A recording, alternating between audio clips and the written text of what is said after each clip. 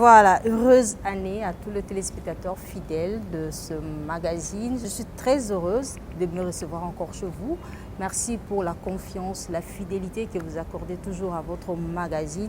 Et nous espérons qu'à cette nouvelle année, nous serons là à vos attentes. Comme vous savez, la semaine passée, on avait reçu pour vous le pasteur Jean-Bosco Kindoba.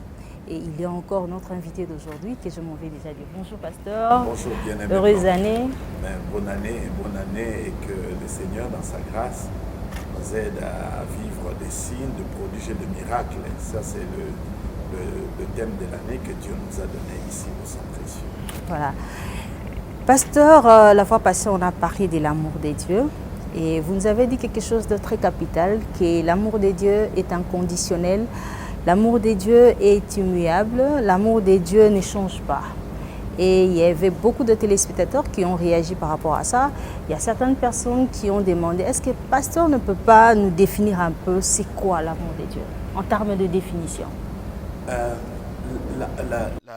Je tiens d'abord à rendre grâce à Dieu et aussi l'honneur que nos téléspectateurs et ceux qui sont à l'internaute nous suivent de partout ailleurs, au Cameroun, en Côte d'Ivoire, Haïti et partout dans le monde.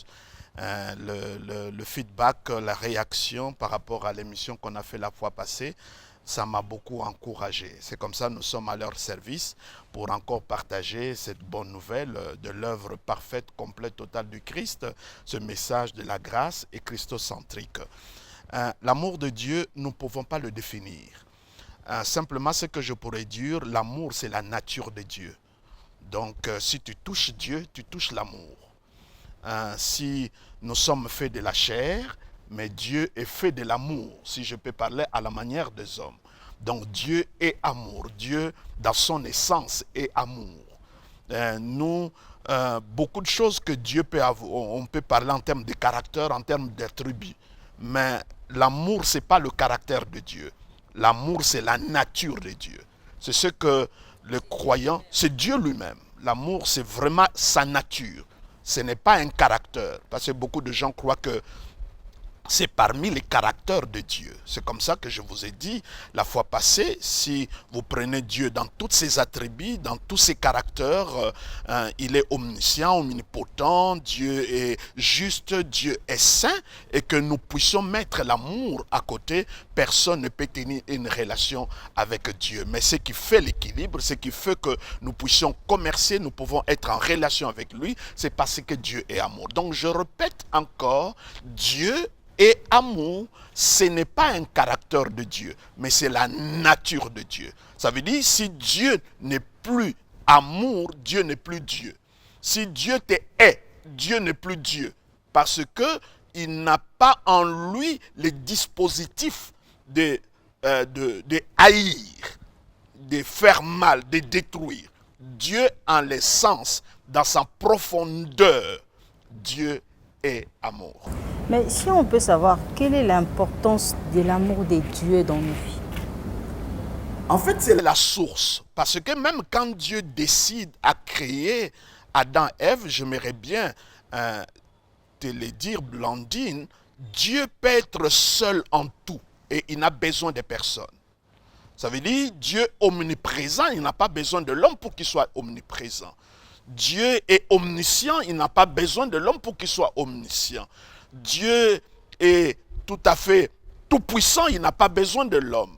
Et je peux aller comme ça, Dieu est saint, il n'a pas besoin de l'homme pour qu'il soit saint. Mais il y a quelque chose en Dieu qui le pousse d'avoir un répondant. C'est le fait que Dieu est amour. Ça veut dire quand Dieu crée Adam et Ève et qu'il fait remarquer lui-même en créant Adam qu'il n'est pas bon que l'homme soit seul. Parce que l'homme que je viens de créer à mon image, l'homme que je viens de créer à ma ressemblance, a le même, si je peux le dire entre guillemets, le même lacune, le même problème comme moi j'avais dans Genèse chapitre 0, verset 0, quand j'étais seul. Cet homme a besoin d'une autre semblable. Donc c'est comme quand Dieu dit il n'est pas bon que l'homme soit seul. En fait, il veut dire il n'est pas bon que l'homme soit lorsque moi j'étais dans Genèse chapitre 0, verset 0. Si nous pouvons parler ainsi, où Dieu était seul. Le fait que Dieu est amour, il ne peut pas être seul. Parce que l'amour exige un répondant. L'amour existe lorsqu'il se manifeste que quelqu'un puisse le bénéficier et l'accueillir. Donc c'est comme ça, même la création. Regardez comment Dieu crée l'homme. Tout ce que Dieu a donné à l'homme, l'homme n'a pas prié, n'a pas proposé.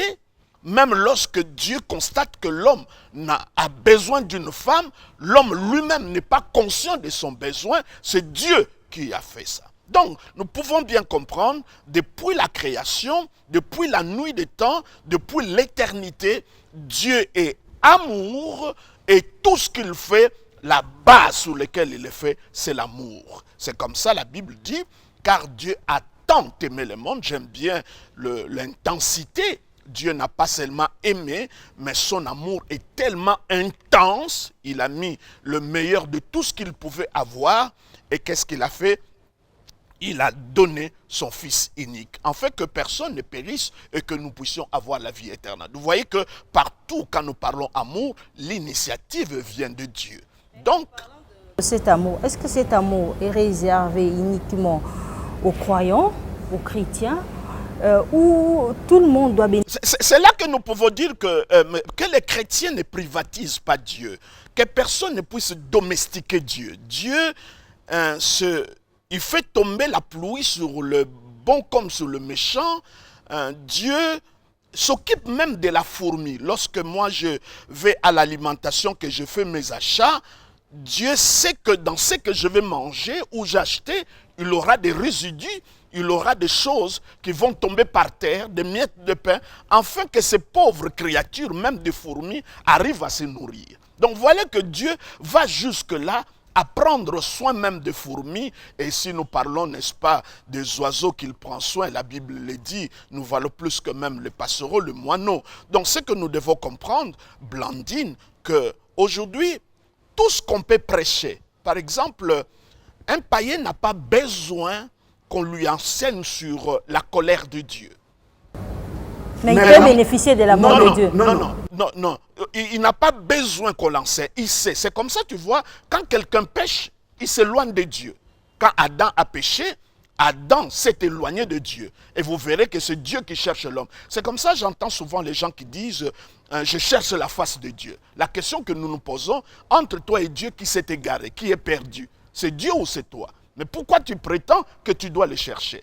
Quelqu'un me dira dans l'Ancien Testament, oui, dans l'Ancien Testament, parce que Dieu habitait une maison. Donc il faut quitter ta maison pour aller dans le temple, dans le tabernacle, ou n'est-ce pas, dans un endroit donné pour rencontrer Dieu. Là, on pouvait dire, je cherche Dieu. Mais dans notre temps, nous ne pouvons pas le chercher parce qu'il a décidé d'habiter en nous. Il a fait de nous une habitation. Donc, il est important que nous puissions comprendre que l'amour de Dieu, c'est une question de révélation. Parce que, Blandine, la sainteté, la sévérité de Dieu, toutes ces choses-là, même quelqu'un qui ne fréquente pas l'église sait. Mais l'amour de Dieu exige que la personne soit révélée. Écoutez ce que la Bible dit. Il dit, et ça c'est Éphésiens, nous revenons toujours dans les livres d'Éphésiens, il dit, il faut qu'avec tous les saints, nous arrivons à comprendre la largeur, la longueur, la profondeur. Cela veut dire qu'il n'y a pas un endroit où tu peux tomber plus bas que l'amour de Dieu ne peut pas te chercher.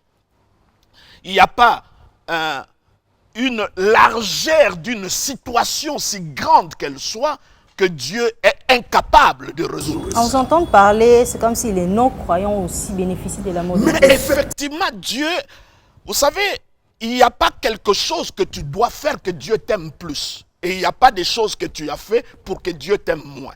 L'amour de Dieu est immuable. Dans ce que nous faisons, c'est notre amour qui est atteint, mais ce n'est pas l'amour de Dieu.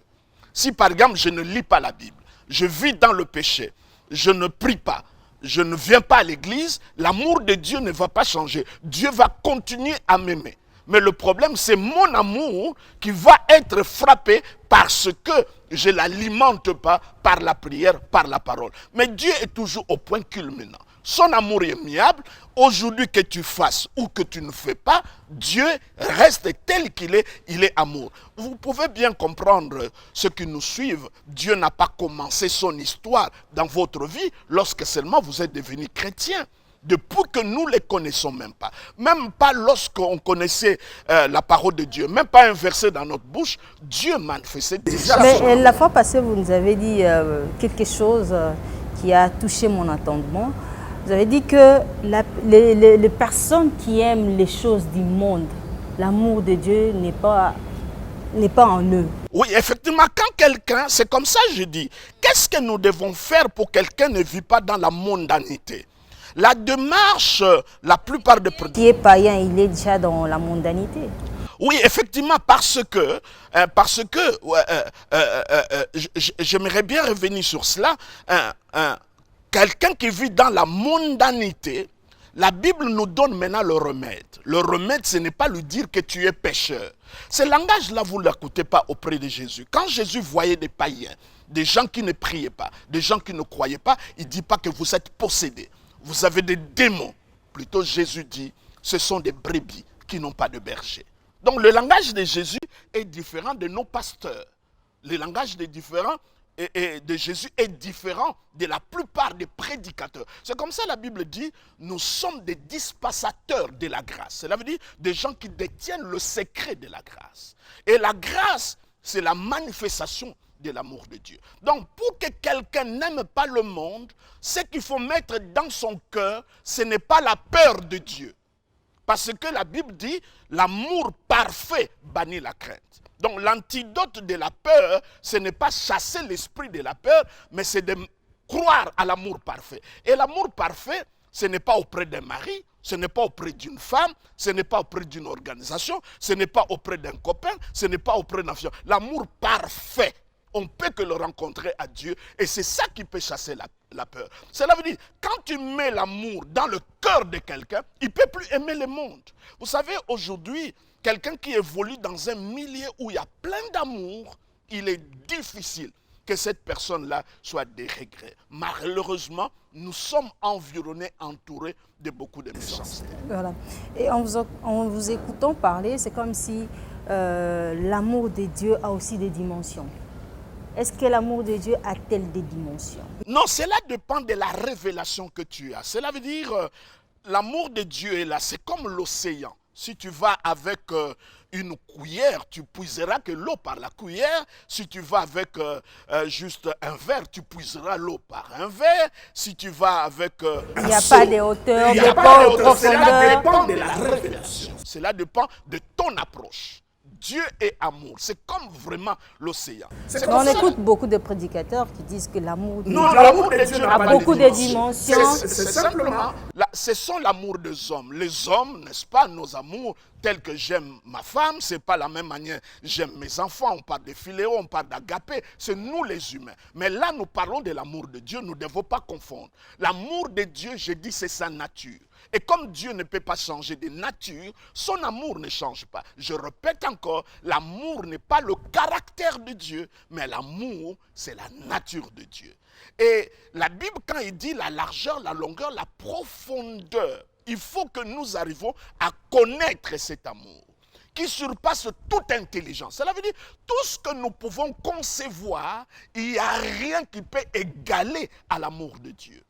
Et j'aime bien la conclusion, il dit, afin que nous soyons remplis de toute la plénitude de Dieu. Aujourd'hui, quand vous allez dans les églises, on doit prêcher sur la plénitude de Dieu.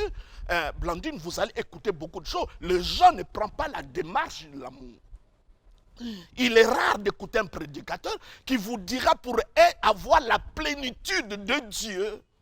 C'est comme ça vous entendez des gens dire, j'ai besoin de double portion d'Élie, mais Nous n'avons pas besoin d'avoir de doubles portions d'Élie. Ça c'est caduc, ça c'est obsolète, c'est déjà passé. Nous sommes dans toute la plénitude de Dieu. Mais pour que cette plénitude de Dieu habite en vous, vous devez connaître la longueur, la largeur, la profondeur, la hauteur de l'amour de Dieu. Je n'ai pas le temps d'expliquer tout cela. Mais c'est que simplement nous pouvons comprendre, il n'y a pas de niveau où tu peux atteindre de hauteur et pour lequel tu dis, je n'ai pas besoin de l'amour de Dieu, mes prières suffisent.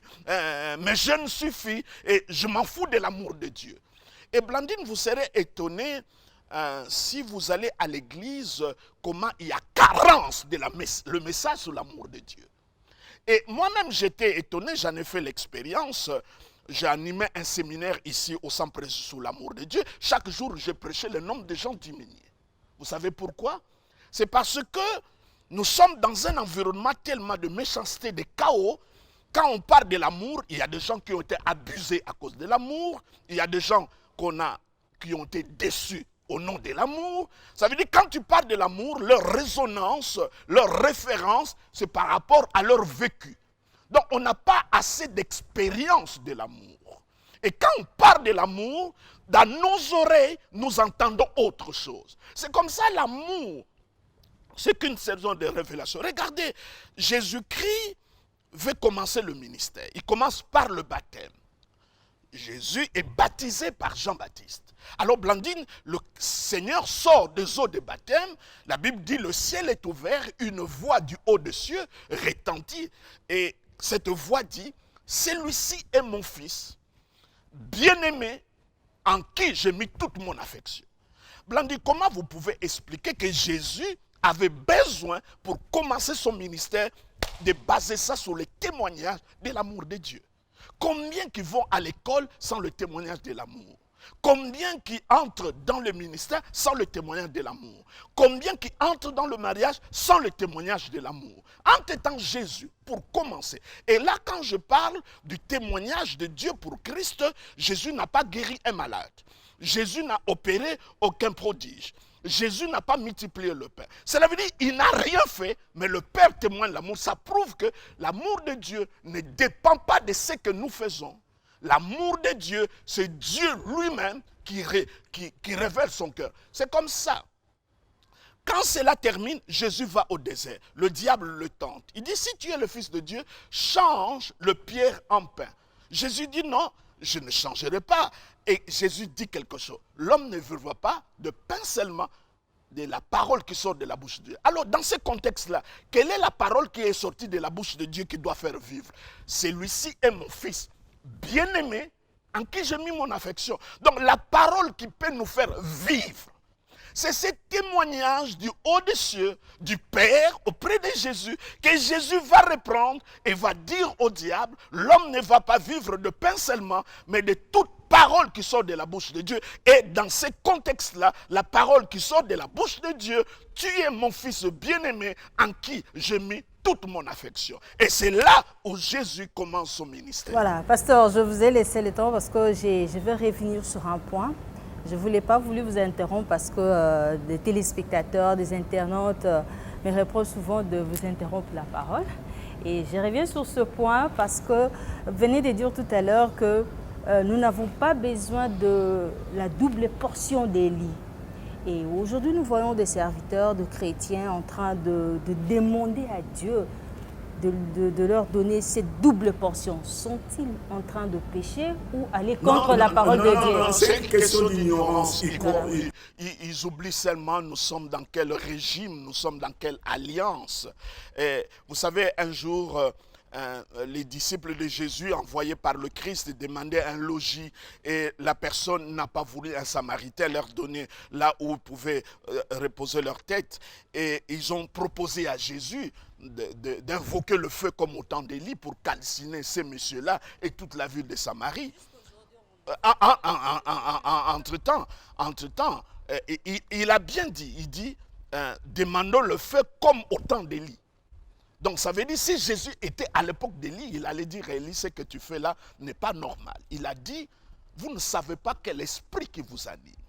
Aujourd'hui, quand vous lisez la Bible, Éphésiens nous donne les armes spirituelles. Il parle de cuirasse. il parle, n'est-ce pas, du casque de salut. Il parle de la ceinture. Vous ne voyez pas le feu. Vous ne voyez pas tout ce que nous utilisons. Donc, on a cette prétention de dire, Dieu, toi, tu as donné tes armes, mais ce n'est pas suffisant. Nous sommes Congolais, nous sommes Ivoiriens, nous sommes Quinois, nous sommes Abidjanais, nous sommes ceci ou cela. Nous avons nos propres armes. Donc, on a même la prétention de croire que ce que Dieu a donné. Vous allez partout, on parle combat spirituel, il ne vous parlera pas comme la justice comme une arme, il ne vous parlera pas la vérité comme une arme, il ne vous parlera pas le salut comme une arme. Et quand je parle salut, justice, vérité, ce n'est pas ma vérité, ce n'est pas ma justice, ce n'est pas mon salut, mais ce n'est pas mon évangile, parce qu'il dit il faut porter dans vos pieds l'évangile de paix. Ce n'est pas mon évangile. Donc tout ça, c'est Christ. Donc quand tu es habillé de ça, de la tête aux pieds, même quand quelqu'un te regarde, ne te reconnaît plus quand tu as cette armure-là. Mais on dit non, ce n'est pas ça. Nous, c'est le feu, c'est autre chose. Mais ce n'est pas ça notre sujet. Nous ne pouvons pas demander le double portion de l'onction d'Élie. C'est caduc, c'est obsolète, c'est passé, c'est démodé. C'est aller contre la parole de Dieu. C'est contre la parole par rapport à la nouvelle alliance. Je vous ai dit que Dieu a 3 paroles. La parole qu'il a donnée à Moïse avec des conditions, celle qu'il a donnée à Abraham en termes de promesses, je te bénirai, je ferai de toi, et celle qu'il a donnée à Jésus, et Paul le dit, moi et Sylvain, la parole que nous avons reçue de Christ, c'est oui et amen. Donc nous sommes dans le temps des acquis. Ça veut dire, il est bien. Et c'est comme ça, Blandine, quand vous lisez Actes chapitre 15, la conférence, le synode de Jérusalem, vous voyez vraiment, il sépare. Il dit ce que Dieu nous a donné, nous ne pouvons pas l'imposer aux païens, ça veut dire aux non-juifs. Donc quand vous lisez le texte, vous trouvez une bonne division. Quand on parle des juifs, on parle des chrétiens, on parle de l'église, on parle des nations, mais nous mélangeons les pinceaux et c'est ça qui crée le problème. Entre-temps, la Bible, vous lisez, il y a vraiment, ça c'est adressé aux parents, ça c'est adressé aux enfants. Il y a des divisions dans la Bible, mais nous mélangeons tout. Nous mélangeons les affaires de l'ancienne alliance, de nouvelle alliance, et quand tu as un pied sur Golgotha, un pied sur Sinaï, comment tu peux être efficace? C'est ça le galatianisme. C'est ça que Paul est en train de reprocher à l'église de Galate. Et dans cette église-là de Galate, vous savez, ce que Jésus a dit, la foi qui agit dans l'amour. Donc pour que ta foi puisse être agissante, tu dois avoir la révélation de l'amour de Dieu. Voilà. Et en parlant toujours dans notre sujet, notre thème que nous sommes en train d'exploiter aujourd'hui sur l'amour de Dieu, comment comprendre la manifestation de l'amour de Dieu dans nos vies? L'amour de Dieu est là, dans le chant de l'oiseau, dans ton enfant qui joue, dans ton mari qui t'aime, dans ton épouse qui apprécie, dans la chicoine que tu manges, dans l'habit que tu portes. Tout c'est les témoignages, la nature, le firmament, tout ce que nous avons là, c'est l'expression de l'amour de Dieu. C'est vrai que malheureusement, mais la meilleure manière, Blandine, je l'ai dit solennellement, si je peux prétendre définir l'amour de Dieu, il n'y a pas un endroit. C'est seulement quand tu vas à la croix. C'est à la croix où l'amour est bien défini. Et j'aime quelqu'un qui a dit, ce qui a retenu Jésus-Christ à la croix, ce n'était pas le clou, mais c'était l'amour de Dieu. Et j'aime bien ce texte-là de Jésus-Christ parce que la Bible dit, on lui a apporté du vinaigre, mais il a refusé de boire simplement parce qu'il voulait sentir la souffrance. Le châtiment qui nous donne la paix est tombé sur lui. Il a porté nos maux. C'est comme ça, Blandine, il y a quelque chose qui me décontinence quand même. Si tu permets, je peux bien le dire. Blandine, comment à la fois nous pouvons dire Dieu est amour, mais quand quelqu'un a une maladie, il prétend que c'est Dieu qui lui a donné cette maladie parce qu'il veut lui enseigner la patience. Ou quelqu'un qui a le cancer, il dit non, non, c'est le Seigneur qui a permis. Ou quelqu'un qui perd son enfant ou son mari, il dit que c'est Dieu qui a donné, c'est Dieu qui a repris.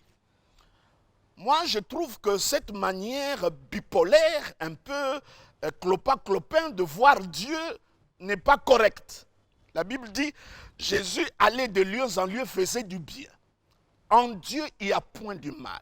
Dieu ne fait que le bien. Mais vous allez me poser la question, Job, la Bible dit, c'est la volonté de Dieu, provient le mot et le bien. Il faut placer les choses dans le contexte.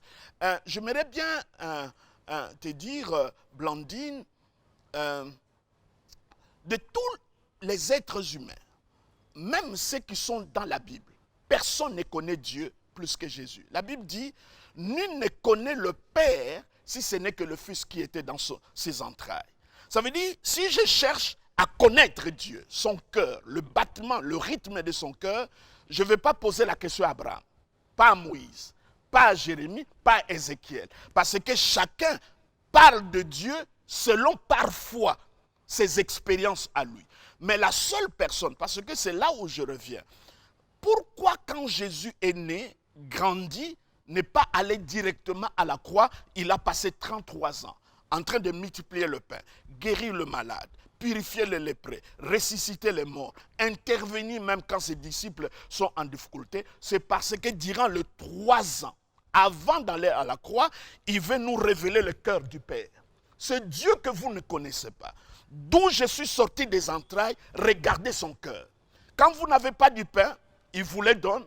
Quand il y a la mort, il a la capacité de résister. Donc, durant 3 ans, Jésus-Christ, son travail, son ministère, c'était de nous révéler le cœur du Père. C'est là où je reviens. Quand je dis souvent aux gens, Dieu ne nous châtie plus, les gens sont choqués. Quand Jésus-Christ était sur terre, durant les 3 ans, est-ce que ses disciples n'ont pas fauté? Oui.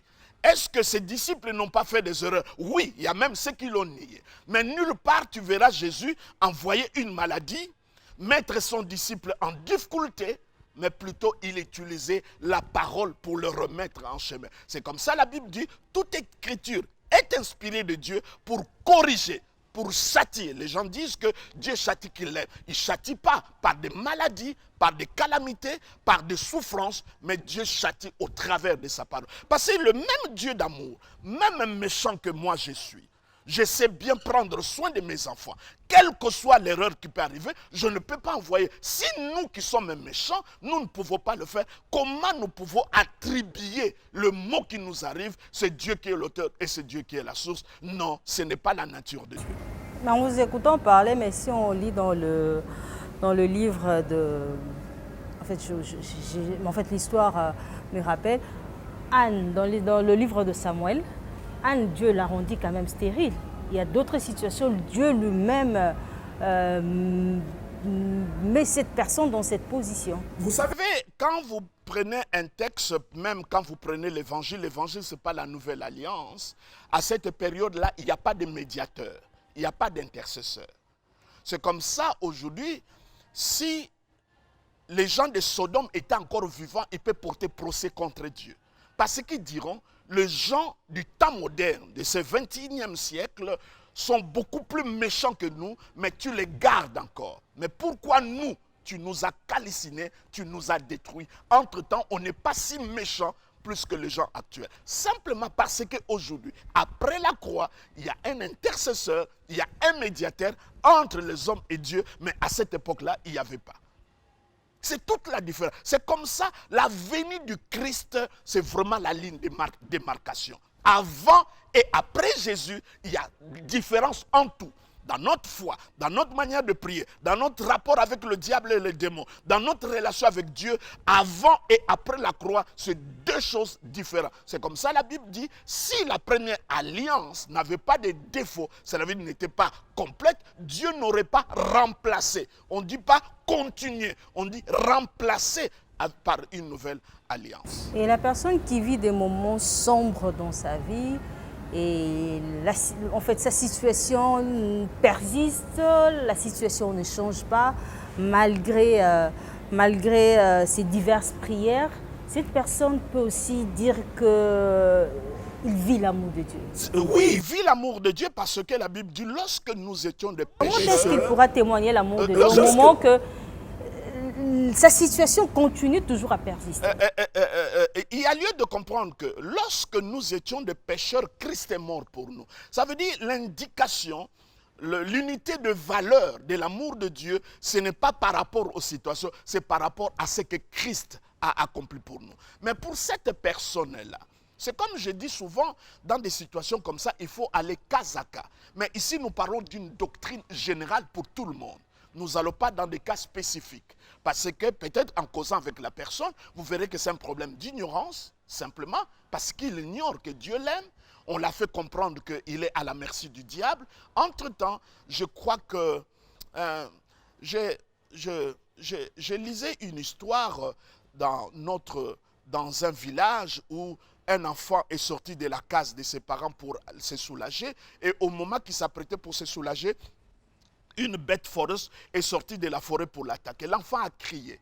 Et à l'intérieur de la case, il y avait maman et papa, n'est-ce pas? Papa représente la vérité, la force, n'est-ce pas? Et quand l'enfant crie comme ça, c'est lui qui devait sortir plutôt papa parce que c'est la vigueur. Mais devant un lion, devant un animal féroce, le papa a hésité. Mais la mère a senti ses entrailles se mouvoir. Et qu'est-ce qu'il a fait? Il a pris un tison de feu et il est sorti. Quand l'animal a vu le feu venir, l'animal a pris la poudre d'escampette. Qu'est-ce qui a sauvé, n'est-ce pas, cet enfant? Ce n'est pas la vigueur de papa, mais l'amour qui est sorti de l'entraille. Et quand vous prenez l'histoire de l'enfant prodigue, c'est ce qui est magnifique. N'est-ce pas? C'est vraiment l'exemple de voir la révélation de l'amour de Dieu au travers de ces textes de l'enfant prodigue. Quand est-ce que l'enfant prodigue s'est repenti? Ce n'est pas quand il est rentré, ce n'est pas quand il a dit que je puisse devenir serviteur, mais c'est lorsqu'il a posé sa tête sur la poitrine de son père, il a senti les battements du cœur de son père, il a dit « j'ai péché contre toi et j'ai péché contre les autres ». Donc la repentance est venue par l'amour. C'est comme ça la Bible dit, c'est par la bonté de l'Éternel que nous nous repentons. Quand Pierre a péché toute la nuit et dès qu'il a attrapé des poissons en quantité industrielle, il est tombé par terre, il dit je suis pécheur. Qu'est-ce qui a précédé? C'est la bonté de l'Éternel. Quand tu prends la prière de notre Père, il dit donnez-nous notre pain quotidien et après pardonne nos péchés. Pardonne nos péchés ne vient pas avant le pain. Il faut d'abord manger le pain, tu es rassasié et après tu demandes pardon à Dieu. C'est comme ça que le texte se présente. Ok. Pasteur, en vous écoutant parler, c'est comme si malgré nos péchés, malgré notre mal-conduite envers le Seigneur, cela n'empêche pas de bénéficier de l'amour de Dieu. Absolument pas. Dieu ne change pas. C'est comme ça quand Adam a péché, c'est Dieu qui fait la démarche de les chercher. C'est lui qui a amorcé la démarche. C'est lui qui est allé chercher l'homme. Et quand il l'outil, il dit où es-tu? Où est-ce que tu es localisé? Il dit, je suis né, mais dit qui t'a dit? Parce que là, c'était maintenant une question de conscience. La conscience d'Adam et d'Ève était alertée et dit, qui t'a dit? Et c'est Dieu qui fait la démarche de les couvrir, de parler. À la place même de les maudire, il ne les a pas maudits. Dieu a puni la femme, a puni l'homme, mais il a maudit le serpent. Mais il ne peut pas se maudire lui-même parce que Adam et Ève, c'était ses créatures. Aujourd'hui, quand l'homme a péché, il n'a pas perdu l'image de Dieu. C'est comme un miroir, hein, tu peux te mirer, mais lorsqu'on jette une pierre, le miroir est lazardé, tu peux toujours te voir ton visage, mais l'image est déformée. Donc quand l'homme a péché, il est toujours l'image de Dieu, mais cette image a été déformée, c'est comme un miroir qui est lézardé. Voilà, on me signale que nous devons atterrir déjà dans cette émission, mais avant d'atterrir, il y a des millions de téléspectateurs qui nous ont suivis en ce moment. Qu'est-ce qu'ils peuvent retenir de l'amour de Dieu?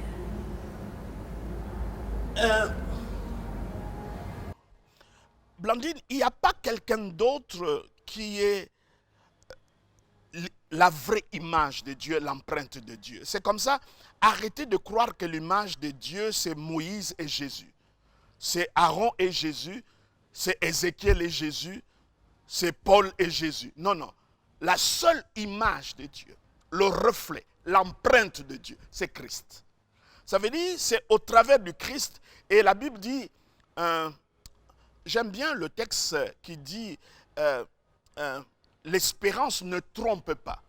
Donc quand tu espères à Dieu, qu'est-ce qui te donne la certitude que tu ne dois pas te tromper, que cette espérance n'est pas trompeuse, que tu peux attendre quelque chose de la part de Dieu s'accomplir.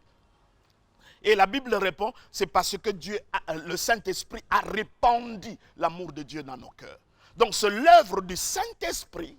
Aujourd'hui, quand nous parlons Saint-Esprit, on parle toujours, n'est-ce pas, de se mettre en transe, de la prophétie, de parler en langue, mais là la Bible dit, le Saint-Esprit a répandu l'amour de Dieu dans nos cœurs. Donc laissez le Saint-Esprit répandre cet amour dans ton cœur. Et ce qui est important, ne comparez pas cet amour-là à l'amour de ton mari, à ton fiancé et des gens qui t'entourent. Dieu est amour et l'amour c'est sa nature. Si je touche Dieu, ce que je touche là, c'est l'amour de Dieu. Nous atterrissons par là. 2023, une année, moi je le dédie, une année de victoire. Et le pasteur Jean Bosco, comment est-ce que vous dédiez cette année? Parce que nous sommes arrivés à la fin de cette émission et nous avons toujours cette rubrique, la rubrique motivation. Et nous la donnons à vous pour cette année 2023. Ce n'est pas un slogan, mais je crois que je reprends ce que... il y a bien des gens, par exemple, qui sont en colère contre Dieu à cause d'une situation malencontreuse.